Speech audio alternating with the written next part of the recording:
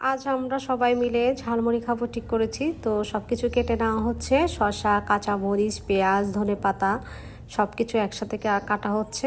আর যে আমাদের টুনটুনি পাখিটাও একটু খাচ্ছে। তো সব কিছু একসাথে কাটানোর পর এখানে কিছু একটু লবণ, তারপর আবার এখানে চানাচুরটা সব কিছু একসাথে মিক্স করে নেওয়া হচ্ছে।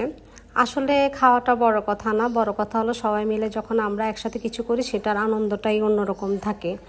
আপনি একা থাকেন, আপনার কখনো ইচ্ছা করবে না যে আপনি এটা করেন বা ওইটা খান, বা খেতেও ইচ্ছা করে না একা থাকলে। আসলে যখন সবাই মিলে কোনো কিছু করা হয় সেটার মজাটাই আলাদা।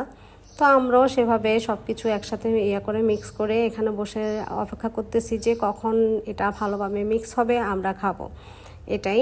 আর এটা হলো আসলে একটা আনন্দ, যেটা আসলে আমি মনে করি সবারই করা উচিত। একসাথে সব কিছু যখন করবেন দেখবেন আপনাদের ভালো লাগবে। তো আমি আমার যেটা ভাগের আমি এটা নিয়ে চলে এসেছি 1 কাপ চায়ের সাথে।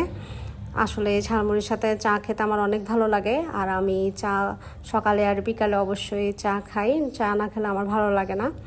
তো যাই হোক, সবাই ভালো থাকবেন, সুস্থ থাকবেন। বাই।